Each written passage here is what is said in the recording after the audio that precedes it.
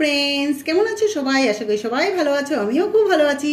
তো আজকে একটা সিম্পল রেসিপি তোমাদের সাথে শেয়ার করতে চলে এসেছি। তো আজকে বানাবো একটা ভাজি, দেখাবো তোমাকে। তো দেখতে পাচ্ছ এখানে গাজর আছে, বিট আছে, আলু আছে, আর কিছু ফুলকপির ডাটা ছিল, ওটাও কেটে দিয়েছি। তো আমার বাচ্চারা এরকম খেতে চায় না, অনেকের ঘরেই আছে বিট গাজর খেতে চায় না। তো কিভাবে এটাকে একটু টেস্টি করে বানানো যায়, তো এটাই তোমাদের সাথে শেয়ার করব। তো চলো আমার পাশে থাকো।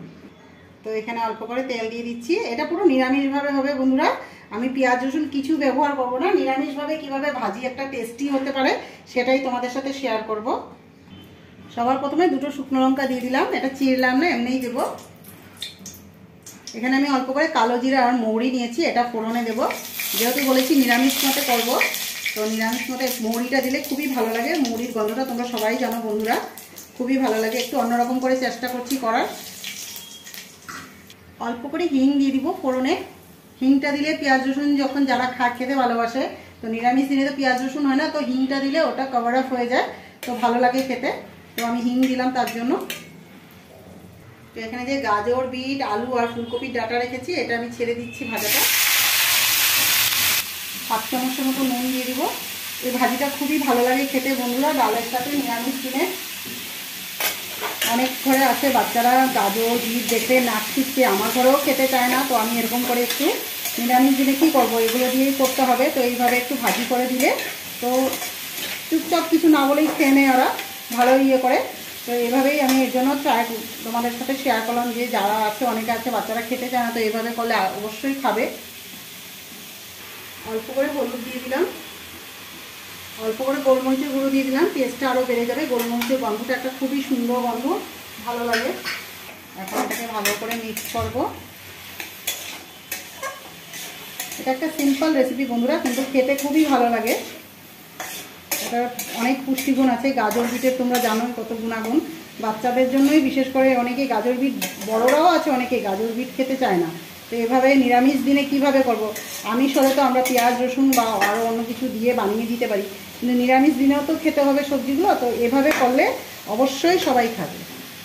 কয়েকটা কাঁচা লঙ্কা চিড়ে দিয়ে দিলাম, বেশ করেই দিয়েছি, যেটা একটু ঝাল ঝাল করবো, খেতে ভালো লাগে। গাজর বিটের একটা মিষ্টি মিষ্টি ভাব আছে, একটু ঝাল ঝাল হলে ভালো লাগে বন্ধুরা।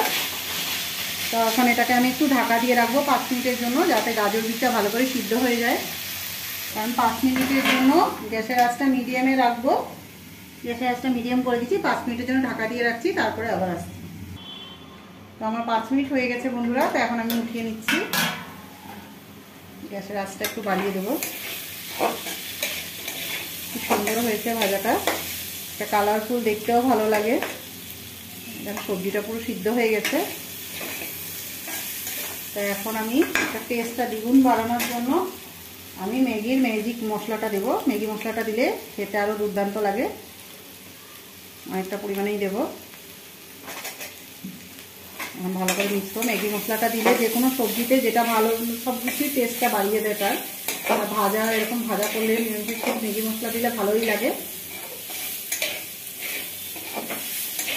এটা অপশনাল, তোমরা চাইলে দিতে পারো, নাও দিতে পারো। ধনে পাতা থাকলে ধনে পাতা দিলে আরও ভালো লাগছে। আমার হচ্ছে ধনে পাতা ছিল না, নাহলে আমি ধনে পাতা দিয়ে দিতাম। ধনে পাতা দিলে আরও ভালো লাগে। তো হয়েই গেছে, আমি আর 2 মিনিটের জন্য রাখবো, তারপরে নামিয়ে নেবো।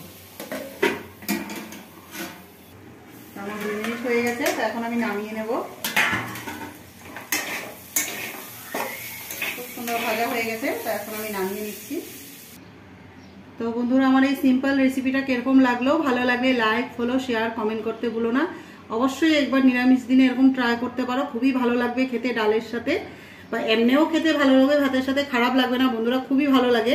আমার ঘরেও আমি এরকম খেতে চেত না, কিন্তু করি, এখন সবাই খায়, তাই বলছি তোমরা একবার ট্রাই করো। তো ভিডিওটা ভালো লাগলে লাইক করে দিও। নেক্সট ভিডিওতে আবার দেখা হচ্ছে, টাটা।